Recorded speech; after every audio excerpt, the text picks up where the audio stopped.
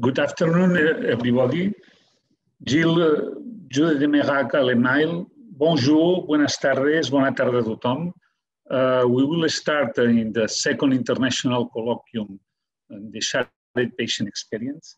My name is Joan Escarradil. I am working at the hospital clinic in Barcelona, especially focused in the evaluation of patient experience.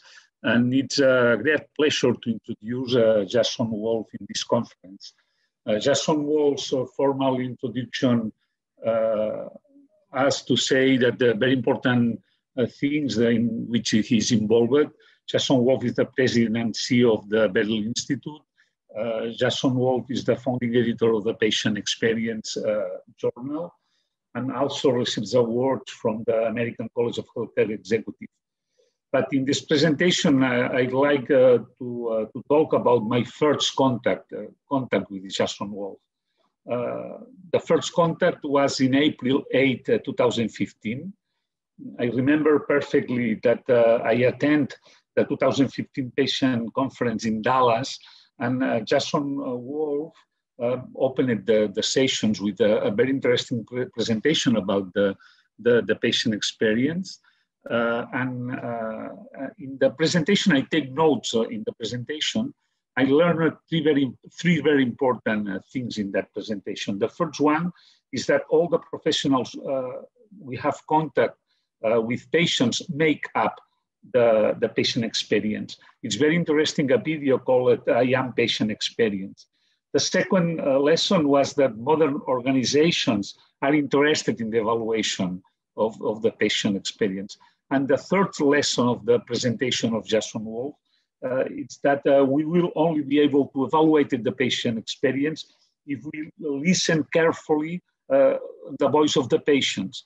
And this is very simple, three ideas: all the professionals, evaluation, and giving voice to the patients. For me, it was very important, the Dallas conference. And I don't know, I am sure that Jason Wolf is not aware of the importance of this conference, but for me it was a tipping point. I changed a lot of things, and fortunately I have the opportunity to change things in my hospital, especially with the lessons learned in Dallas. At this moment, the patient experience is the first line priority in the strategic plan of the hospital. We have a team in the hospital that works specifically in patient experience in a living lab. And also there are a lot of specific projects flourishing through the close collaboration between clinicians and patients. For that reason, thank you very much, Jason, for the job, for the activities for the Beryl Institute. And it's a great pleasure for me to introduce you in this presentation of the shared patient experience. Thank you very much, Jason. The floor is yours. Thank you very much for that very gracious introduction as well. If I only knew you were going to say all that, I would have asked my mom to join us too. But I will say I fondly remember our meeting at that conference, and then again we had the chance to be in Barcelona together as well and continue this journey of learning, which is really the whole intent of our conversation today, to focus on this idea that to care is human. So I will also welcome everyone first with a merci à tous et bienvenue, gracias a todos et bienvenidos, and bendank alamal al welcome. I think I got the languages. I apologize, I can't speak in all three. I used to be much more fluent in French as a trained diplomat, and my Spanish is a little rusty, so I will do my best in English to bring you this conversation and engage with you in discussion over the course of today. And I hope that what this is a discussion. I know as Joan and I hope as I share thoughts here is that somewhere in the midst of what we share today, you find that one seed, that one nugget that you can take back and plant in your own organization, an idea that you can disseminate among your colleagues and peers, a means to be able to move things forward. And it is based on this concept that I have really come to believe now over a decade of helping build the Beryl Institute as a global community, is that we have a huge opportunity to transform the human experience and to look at this construct of experience as something that's significant. And it comes back to this idea that it's grounded in this idea of care. And there's a great quote that I love from Maya Angelou. And she's got many great quotes as a poet, incredible thoughts, but this one I think is profound. If you have find it in your heart to care for somebody else, you will have succeeded. And this idea that at the heart of what we do in healthcare, this construct of care at the foundation of our work is so fundamental. It's why we choose what we do, whether we come to this work as physicians or nurses, as other clinicians or allied health professionals, if we are helping clean our buildings or greeting people at the front door. Everyone who plays a role, as Juan was saying, has a responsibility to the care that we provide. And this idea that when we are able to do that, we have succeeded gives us a base from which we can build great things in healthcare overall. And so for me, if you will, I would like to start with a little story as well. And this one is about my son, Sam there. You can actually see he plays here in the United States, gone for the Barça Academy. So we are, he's got ties back to Barcelona, and that's him. He is a keeper. And why an 8-year-old boy wants to play goal, I don't know, but he loves it. But there was and to the right, you can see his brother as well, because if I left out little Ian, he'd be very mad at me. We were at a soccer practice one day, football, if we'd like to say, and across the locker room when we were done, Samuel saw these young men, and they were wearing club jerseys, practice jerseys for the new football club in Nashville, where I live, called the Nashville Soccer Club. And he said to me, "Dad, do you think I could go say hello?" And so I'm like, "I guess this is okay." And he walks across the locker room and he finds this one young man, and he says, "Hi, my name is Sam. Are you a professional soccer player?" And this gentleman bends over to Sam and said, "Why, yes, I am." And they ended up in this whole conversation about what it meant to be playing, what it meant to them as individuals, as a young boy and as a young professional to do that. And after they finished the few-minute conversation, I got a chance to meet this gentleman. His name was Martim Galvão. He's actually from Portugal. It was his first week as a professional footballer. And my son, Sam, was the first one that acknowledged that's what he was doing. And in that moment, we found this ability to connect in our humanity. For when we know each other's stories, when we're willing to have that conversation, human being to human being, when we show that we care, we can connect in great ways. And so as we said goodbye to Mr. Martim, as Sam calls him that day, who is now back playing in Portugal, I believe, he said, "I'm going to reach out to you all and maybe you can come see me play one day." And Sam was so excited about that encounter. And I was so proud of his ability to connect around this concept of care. You see, caring, this idea of what healthcare is about, is really focused on two things. First, as a noun, it's the suffering, the painstaking, watchful attention we provide people. But when we think about care as an action, and I think that's what we really need to focus on in healthcare, it's this idea that we feel interest for or concern for one another, that we take action in doing that, and that we actually, in feeling that, do something about it. And I think that's the grounding on which all of this conversation must be based.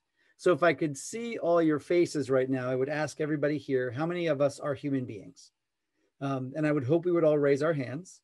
And as I've had the opportunity to travel the world, unfortunately not as much in the last year, but usually on 5 continents a year, no matter what country I stand in, no matter what language we are speaking, no matter what structure our healthcare system, when I ask this one question, how many of us here are human beings, we all raise our hands.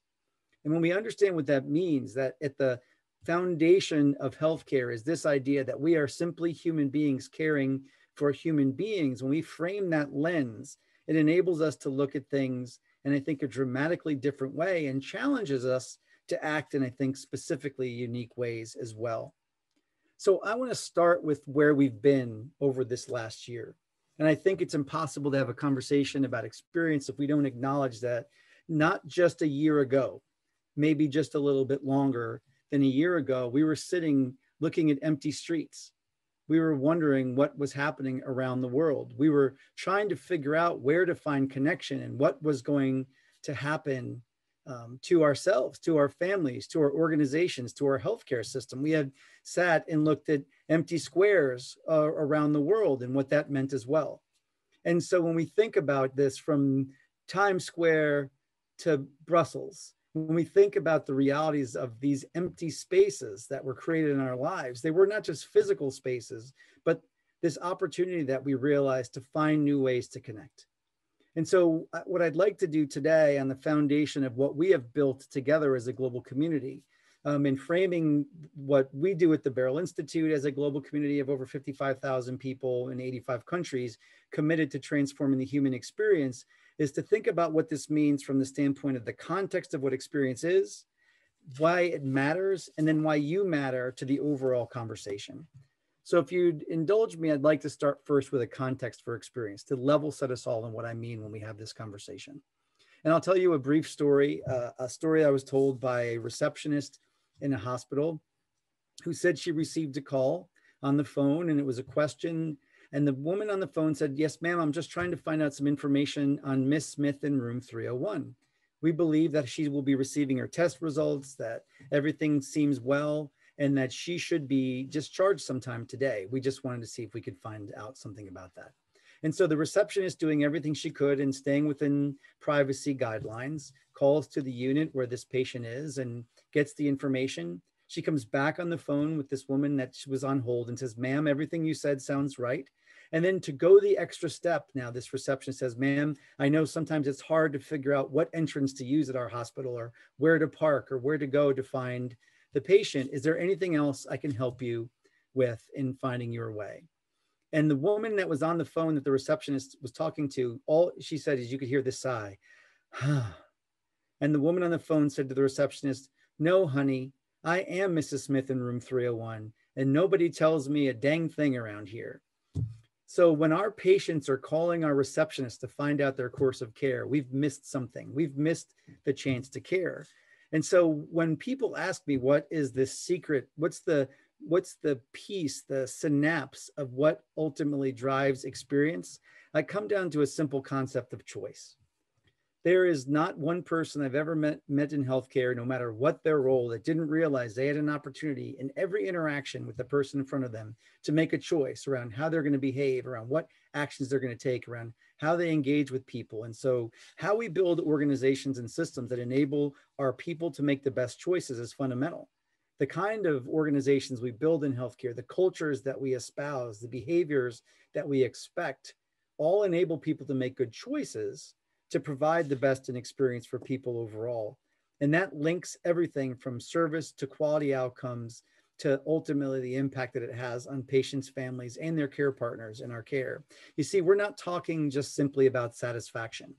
So I want to break down that myth right now. This is not just how happy someone is in the moment or how they feel about their expectations of their encounter. When we speak about experience, it's not simply the smiley faces that they leave us at the end of their engagement. When we think about experience in the true sense of the word, what experience is everything that we have lived through, what a patient with their family member, what their care partners have lived through, what our care teams around them have experienced. It is the lasting story that people take with them. It's the memories they bring. It's all that's perceived. It's all that's understood and all that's remembered. And it's what they will tell other people about your healthcare organization, about how you cared for them. So this reality that experience is something that lives. It's not just moment in a moment, but it is something that lasts and people carry with them is important to understand as well. And those ripple effects of experience are profound and significant in how we can and must transform healthcare overall. You see, I believe for a long time as an operator in healthcare, from my days inside healthcare systems, that we do a very good job of managing the chaos of healthcare in general. That we focus on quality efforts in one place or safety in another, and how we drive the best in outcomes or manage service or maintain and manage the cost that it takes to operate healthcare. But we do so many of these things in different and distinct silos to make healthcare easy.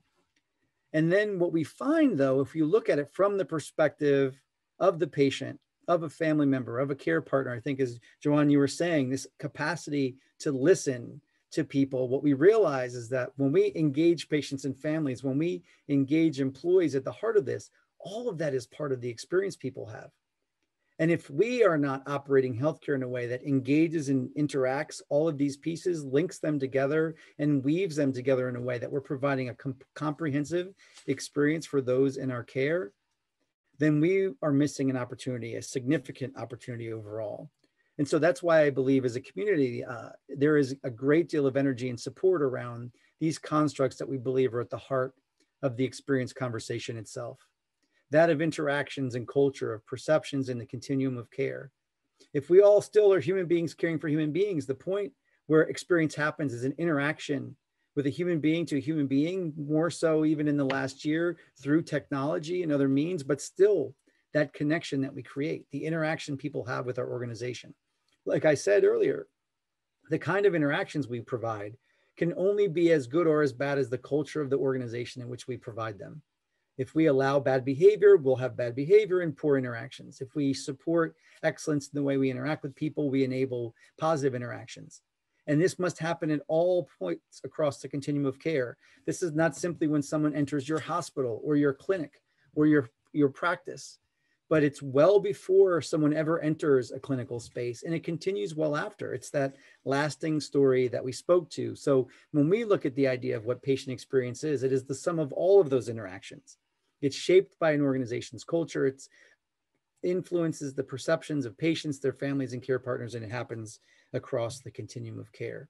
And if we come from this view, if we come from this perspective that we have to create organizations that provide the best in experience, it has us begin to look at this in a very strategic way, not simply one of tactics that help people feel more cared for in their experience, but ultimately how we are committing to ensure the best in service, the best in quality and safety, the best in outcomes for those that we care for, and become stewards of the healthcare systems that we have been given the opportunity to participate in and run overall. So that to me is why experience matters. And when we think about why experience matters, I want to speak to a few key data points that we have seen now in the last few years as well. And the first thing I want to talk about is the reality in which we've been in. If we think about just this last year alone, the shared experience that we have had is one of one story in a world, as I like to say, of 1 billion stories, each one of us with our own experience, our own family experience, our own career experience. In this last year, we've had one shared experience, one shared crisis, and it has truly shifted the foundation of healthcare forever. It's exposed the systemic weaknesses that have long existed and revealed wounds that we can no longer let go untreated if we're going to operate a healthcare system that truly provides the best in experience for all in its care. I'll give you an example here just from data I recently saw, just from the United States alone, but have found comparable data across health systems around the world. When we looked at hospitalization and death rates among patients by race and ethnicity, we could see the disparate outcomes that we provided to people in our care. The reality is that we have healthcare systems that perpetuate difference and do not equally care for those in our care is something that we have to address. This is a fundamental part of the experience we provide, and it's going to be a challenge that we have to overcome and address as well. And at the same time, what I think it's important to do is think about what the impact is of why experience matters itself. This is an opportunity I had to visit an incredible hospital, Hospital Sírio-Libanês in São Paulo, Brazil. Next to me, Veronica is a nurse. And we are talking in Portuguese, if you can believe it there. You can see us all with different devices on to be able to communicate with one another. And they told me a story. And I actually happened to meet the gentleman who was part of the story while I was there. This is the palliative care unit, an oncology unit, palliative care unit within that department. And they told me a story of a gentleman, a young girl and their mom. And the mom was in this unit on the last days of her life. And she called her care team together. Many of you see here pictured with me, and said, I have one request of you. And it wasn't about her pain or anything like that. It was simply this: my daughter's about to turn 5. I would like to be alive for her birthday. And so through the magic of medicine, the reality of what we do, the science of healthcare in itself, they were able to ensure and try their best to sustain this woman's life so that they could have a 5th birthday party for her daughter. And they brought the daughter into the unit, they got a cake, they had a birthday party with the daughter. And as the mom, who was very much in pain and probably semi-conscious was able to reach out and squeeze her daughter's hand, they sung happy birthday to that little girl. Now, unfortunately, a few days later, not even, that mother passed away. And as the father told me, a few days later after that, maybe a week or so after, the daughter, this 5-year-old girl, grabs her dad by the shoulder and starts pulling him and says, "Daddy, I want to go back there." And he says, "You want to go back where?" And she says, "To the hospital." And the father asks, "Why would you want to go back there? What would have you want to go back there? That's where we lost mom." And she said, "I have to do something." And so the father said, okay. He was trying to care for her also in her time of need. And they drove back to the hospital that day. And she walked back up to this unit to find this team. And she grabbed Veronica there and she said, "I just want to tell you something. Thank you so much for my birthday party and for letting me spend those days with my mom." This little girl, the wisdom of life around how we can show to care as human was so impactful on her. And then she said, "I also have a secret to tell you." And as Veronica bent over, she whispered in her ear, "I now know what I want to be when I grow up. I want to be a nurse." See, when we begin to change lives, when we recognize the humanity in front of us, when we make those choices around what matter, we change the experience for all. Whatever that mom was feeling at the moment, we gave her the best outcome we could. We provided her what she wanted in her moments of need and did our best within the magic of science, the magic and science of healthcare, and the compassion and empathy of healthcare to provide a moment that matters. And when we ask consumers around the world what truly matters to them, that is what we consistently hear again and again. When we ask people, and we did just recently in a study on consumer perspectives on patient experience in a global research that we did, how important is it to you that you have a good experience as a patient? What we found is it continues to be significant for people, even in the midst of the pandemic. You can see a little bit of a drop off in June of 2010, but it jumped. People realize that the experience we provide, their humanity matters to them in what they're doing. And the data continues to support it. When we ask people why is having a good experience important to you? It's because people do realize my health and my well-being are important, but they also want to be and deserve to be treated with respect. The fact that it will influence their healthcare decisions is also significant as well. But let's come back to this health and well-being piece, because I think too often we try to distinguish experience from the quality and safety that we provide people. But when you talk to patients and families around this integrated approach that we have spoken to earlier, when we ask people, when you think about having a good patient or family experience, how important are the following to you? The things that top the list for patients and family members are that quality and outcomes are the thing that matter most. That appropriate level of care, that positive health outcomes, that they, if possible, improve their care, that it's safe and quality focused. See, patients and families, they don't distinguish this as something else. This to them is part of their experience. And then when we ask them, how are these things achieved? What they tell us is it's the interactions that they have that matter.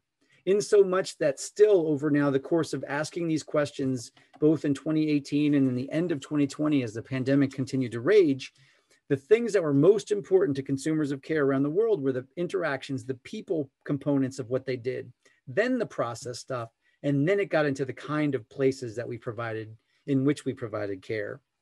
In fact, if you look at the top things that patients and families identified, consumers of healthcare identified as important to them, it comes back to exactly, John, what you were saying earlier. The highest rating thing was listen to me, listen to me, listen to me. Then communicate to me in a way that I can understand, so I can be a partner in my care. I don't need the shiniest, newest healthcare environment, but if it's clean and comfortable, I want to feel a place where I'm comfortable. And I want to be treated with courtesy and respect. And give me the confidence in your abilities. This to me is the question on, quality and safety. Let me know that the things I expect, I come to healthcare expecting a quality and safe experience. Give me confidence that you will deliver that. And when we ask people to look at all of these factors, the ones that were rated the lowest overall were the things sometimes I feel like we thought were what experience should be. It's convenient to where I live, or it offers parking or good food, or has amenities, or we have a new shiny building, or something to that effect. When we talk to people about where those ranked in order of importance, while we're not saying they are not important, they were a lot less important to people than how we engage them as human beings overall. And when we begin to think about this idea of to care as human and what that means, that you listen to me, that we focus on communicating, then what we see is it actually drives people's conversations, right? A positive experience or a negative experience, regardless, people are telling other folks. If I asked you all right now, if you've had a recent healthcare experience where you've shared the story of what happened with somebody else, either your family, a loved one, a friend, a colleague over coffee, whatever it might be, we share our healthcare stories. But the fact that what happens as a result of that actually has us to consider this opportunity to change, maybe to go to a different physician or maybe a different hospital if we can and have that option, or decide not to go back to the same place. These have factors, the real tangible impact of experiences that while people have either great band of choice or even small opportunities for choice, they are going to make it and they're going to share your story as well. Because what consumers of care said when we think about why experience matters is that from prior to the pandemic to in the pandemic, the patient experience for people became much more significantly important in the decisions that people make overall. And this is what drives their choices, what ensures that they engage in healthcare in really profound ways. In fact, in data that we have not yet released, will be coming out with the paper in a couple of weeks, so I get to share a little early with you. We've been asking now for a decade, how many of you, this is a global study, have a formal mandate for patient experience? And usually it's hovered in the 50 to 60% range. But for the first time in this year, as we've traversed the pandemic, the formal mandate for experience has leaped to a significant high. So I think there was a realization in this moment that focus on experience was important. When we realized that when we look at what this pandemic has taught us about the integrated nature of experience itself. In fact, if we dig deeper into the research that we'll be releasing soon, when we ask people to what extent has the fact that you focus on experience enabled you to effectively address the COVID-19 crisis, what we found was that almost 70% said somewhat to a great extent. A commitment to experience before the pandemic actually helped people move through it. So when we realize that this idea of what it means to provide the best in a human experience for people has impact on outcomes, on focus, and then on the ability to traverse even unexpected crises, is something significant that we have to acknowledge and realize from this perspective of both those who receive care and those who show up every day to deliver it. And that's, to me, why you matter. And I think we have to personalize this as well. When we think about the realities of our healthcare workforce, I think we can say for sure, right, that in this moment, in this year we have lived through, that healthcare professionals, the organizations in which you work, never hesitated to respond to the needs of patients and communities. Heroic levels of work, though people would not say they were heroes, at a cost sometimes of great sacrifice, at potential separation from families or other things. And that has led to great burden, right? While we have been inspired by the compassion that we've seen, we understand right now the service and sacrifice that our workforce has taken on has come at a heavy price. There's a powerful study that just came out in the Washington Post not too long ago here, just looking again, this is at US healthcare workers, but I have seen comparative studies around the world. When we asked the healthcare workforce how they feel, look at those first three things: hopeful, optimistic, motivated. I mean, this is a purpose-driven workforce in healthcare. And the realities of why we show up to work in healthcare every day is because of this. We are driven to something more. We are human beings caring for human beings. But now we're seeing these things at the bottom: burnt out, anxious, angry. And so the realization that there is a significant amount of pressure on our workforce is something that we cannot disconnect from the conversation on experience itself, because we cannot provide the best in experience for those we care for if we can't care for those who show up to work in our healthcare organizations each and every day. There was a story I was told by a food service worker at a hospital I had a chance to visit not too long ago. And he was delivering a tray to a patient's room, and he overheard the nurse speaking to the patient in the bed.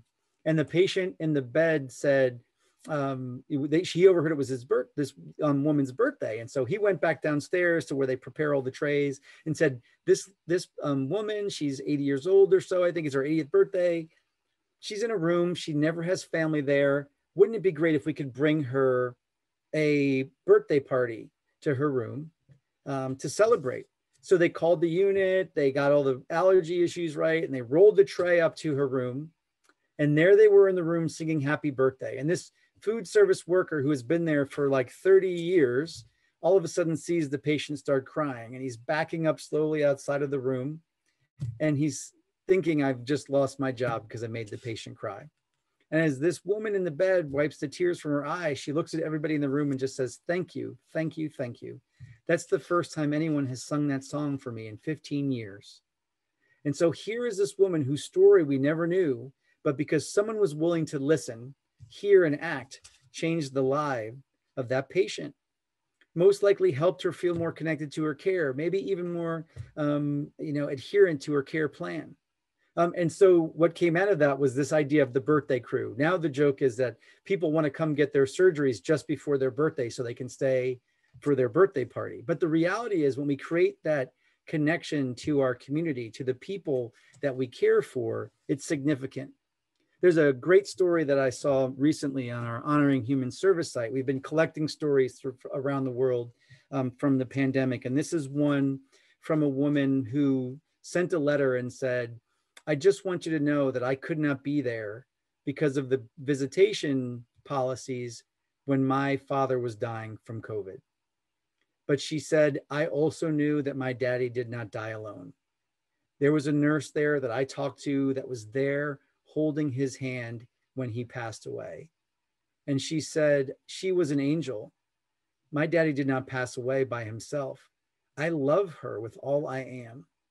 When we create those moments for our patients and families, when we understand the needs of families and care partners, when we engage in a conversation of what we can do to enable our care teams to make the right choices, we impact lives in significant ways. And we cannot separate that from the experience conversation either.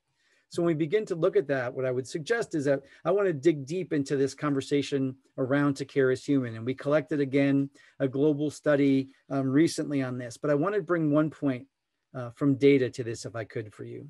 Again, everything we heard from our consumer study, that what matters from this now, the perspective of care teams, that we have to treat people well, we have to communicate effectively. But what these respondents also told us was this, that if we don't have teamwork among our care team, engage our employees and ensure the well-being of our clinical team, then we cannot provide the best in experience either.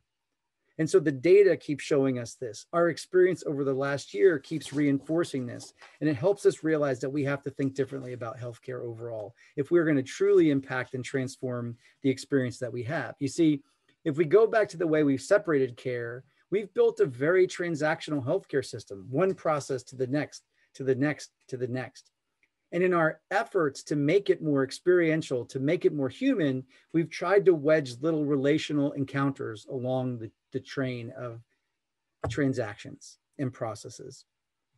What patients and families, what care partners are asking for from us. And really what our care teams are also saying is most significant to them is this ability to create a relational system of care. That when we begin to build the relationships and then build transactions that support those relationships, that's when we provide the best outcomes for everyone that we care for and serve.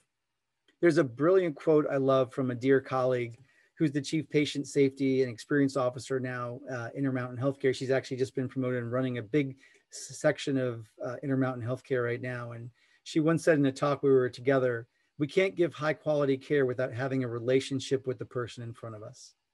To care is human. Human beings caring for human beings is not simply about making a fun or happy or smiley face service moment. It's not about satisfaction. It is about quality care. It is about safe outcomes. It's about the best outcomes in all we aspire to do each and every day. And that's why, from my perspective, we have a significant opportunity. And my call to action and my challenge to you all listening today and those that will come back and listen later is that we do have a huge opportunity to transform the human experience in healthcare. When we begin to think about this conversation and what we can do to truly drive the excellence and experience, I think we have to acknowledge first and foremost that what we have experienced in this last year has us all realize that a fundamental shift in thinking and direction is needed. There's not some normal that we're going to go back to. We have to think about what healthcare must be and look like from here and into the future. And as you can see from the data, from the stories, from the journey that we have all been on together in trying to understand what experience is, and as you hear, you hear from John's story about what he learned in 2015 at our conference, and you should hear remarkable changes that he's been able to drive at his own institution. It's in this willingness to understand that we have to think about a new existence where we link how we care for patients with how we care for our workforce and how we engage our communities in this common thread of what human experience is overall. And so I will just say this, that I have long, been an operator in healthcare. I've helped run organizations and assess their performance as walking the halls of many hospitals in my life. And I've always believed that there are some core outcomes. And I believe experience is the driver of those things. I believe experience drives clinical outcomes. We've seen it. It helps us in our financial outcomes, creating viable organizations. It drives the loyalty of our consumers, of our patients and families who continue to choose us. And it provides a reputation in our community that people say that is a good place to go get care. I would send my families, my loved ones and friends there each and every day. And I have not yet been in a healthcare organization around the world that has not told me that all of these things in some capacity are not critical to the way they show up every day. That we want to provide the best outcomes, that we need to be financially viable to provide care, that we want folks to choose us, and we want to be known as a great place for care in our communities. And when we think about that, experience drives that. I would dare say human experience drives that. And I want to come back to this construct to say, as we have researched this, the human experience itself is not saying we leave patient experience behind. In fact, we build on that core of all the work that we've been doing for a decade beyond and beyond in terms of elevating a conversation of caring for those in our care. It encompasses and builds on this construct. In fact, if we look at human experience from a visual construct, I would say at the core is this definition of patient experience we spoke to at the very start, that we have to focus on interactions, our culture, the perceptions we provide and across the continuum of care. But if we are not also building in a conversation on the workforce experience we have in our organizations and how we care for the communities in which our healthcare organizations, clinics, practices operate, then we are missing the opportunity to provide the totality of the human experience that we are called to provide each and every day.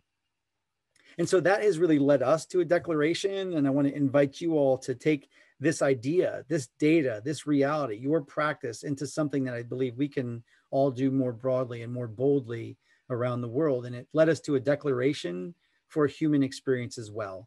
To care as human, to transform the human experience is about putting a stake in the ground around what's important and then being willing to act. And we are called to lead courageously in this moment and understanding again to where we started, being human beings, caring for human beings.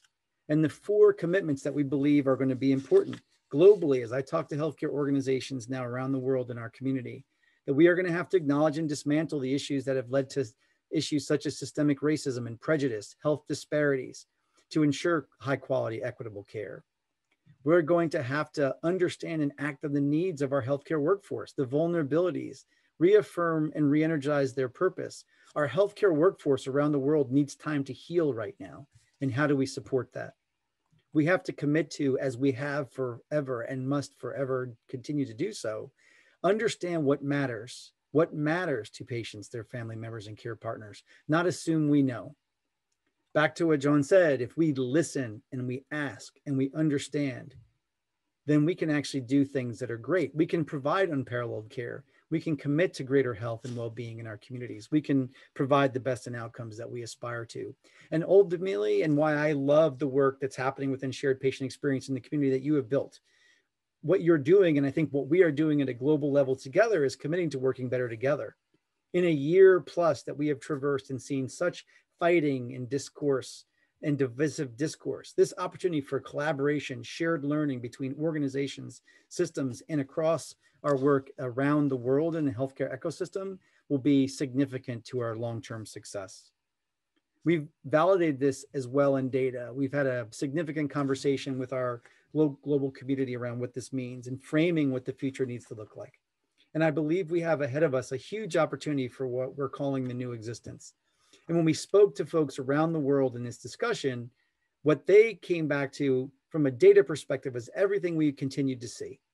That we have to address the issues of stress and trauma of our workforce, that we have to invite partnership with our care partners, patients, and families, that we have to commit to the human experience at the heart of healthcare, that we have to ensure open and transparent communication. And if we do not address the issues of health disparities, we are still not fully addressing the broader issue of experience that we provide in each and every one of our institutions of care. In so much that we have put together a framework through the community, contributed to, as you saw, by over 1,000 voices around the world, to say there are really 4 core things that we should be focusing on. How we care for our care teams, how we govern and lead our healthcare organizations, how we deliver care and operate our healthcare systems, and the policy and systemic issues that will drive us going forward. And under each one of these segments are a number of core aims. So we have 4 core segments, 11 key aims that we believe we need to focus on. We're not going to do all of these things at once. And I think we have to understand that. But when we begin to think about the how we enact an opportunity to build excellence and experience, this really becomes a framework for action, framed in the understanding and the lessons that we have learned prior to the pandemic around what is important to those that we care for and to the healthcare workforce, and then building on our lessons that were made and laid bare over the course of the pandemic around what really matters in providing the best in care overall. In so much as, in fact, now in the site as well around transforming human experience, and our site is a roadmap for action that's helping people think about taking action for the future of healthcare as well. This roadmap for action on the future of human experience is fundamental.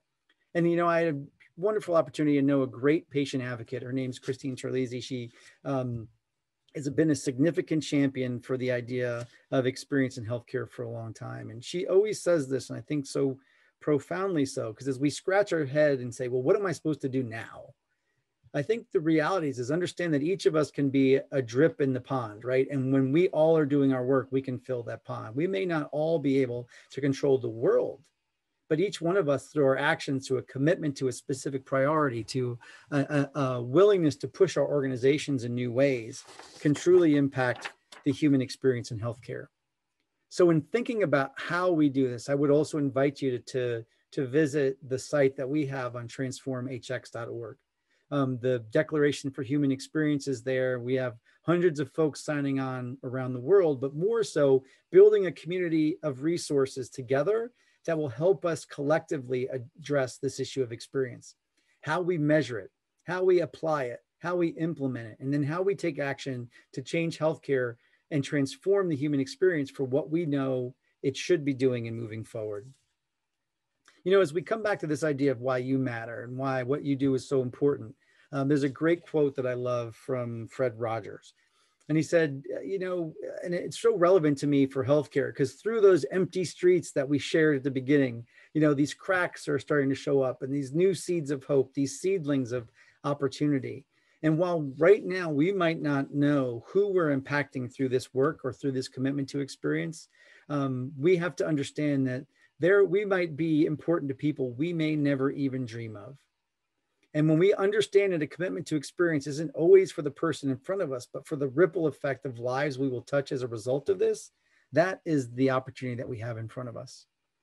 You see, I shared a story at the beginning of my conversation about my little boy walking across a locker room and saying to this young man, "Are you a professional soccer player?"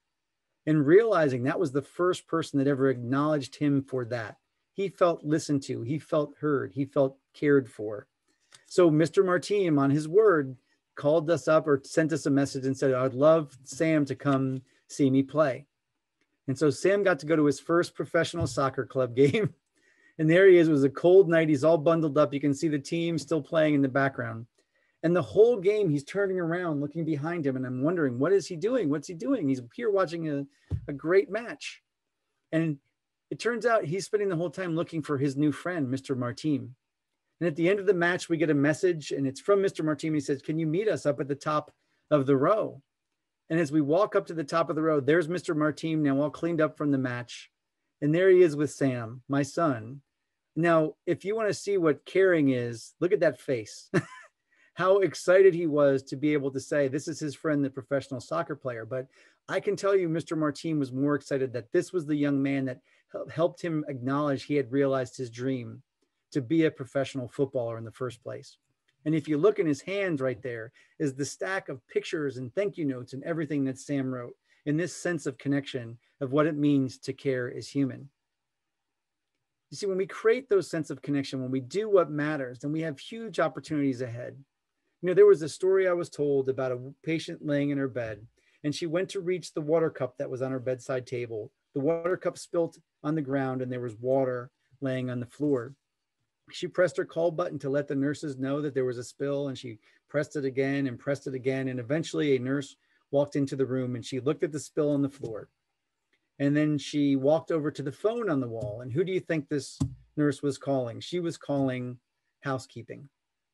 And moments later, you hear a squeaky bucket coming down the hallway, and the housekeeper shows up at the room, and he looks at the spill and he looks at the nurse and he does one of these, come over here. And right there in the doorway of this patient room, what breaks out is the world's largest and loudest whisper fight. And the nurse and the housekeeper are like, psh, psh, psh, psh, psh, psh, psh, psh. And what do you think they're arguing over? Housekeeper's like, that's a nurse-sized spill. You shouldn't have had to call me for this. Meanwhile, the nurse is saying back to the housekeeper, that is a housekeeping spill. You should be here cleaning that up. Well, where is this whisper fight going on? It's going on in front of the patient, maybe their family member, maybe the roommate that shares the room, their family, their peers going up and down the hallway, all over the size of the spill on the floor. In the middle of this whisper fight, all of a sudden they just hear a whoosh. And as they both turn, they see the patient in the bed now sitting up with the pitcher of water that was on her bedside table turned upside down, and water now all over the floor. And she looks at both of them and says, is it big enough for you now? And that is our challenge. That is our question, that with everything we have in data and evidence for the impact that experience has, for everything we know it does is to touch the lives of human beings in our care and those human beings who show up every day to care for human beings, it's got to be big enough for us now. Because if we're willing to take that step, we can truly transform the patient experience as human beings caring for human beings. And that is all that we're asked to do each and every day. So I hope you will all join me in focusing on this idea that when we acknowledge to care as human, there is almost nothing we cannot do in healthcare, and everything that we should do for all those that we care for and serve. So it's truly an honor and a privilege to be with you all today. I'm looking forward to our conversation. Saw a couple questions coming in, and Joanne, I will turn it back to you. Thank you so much.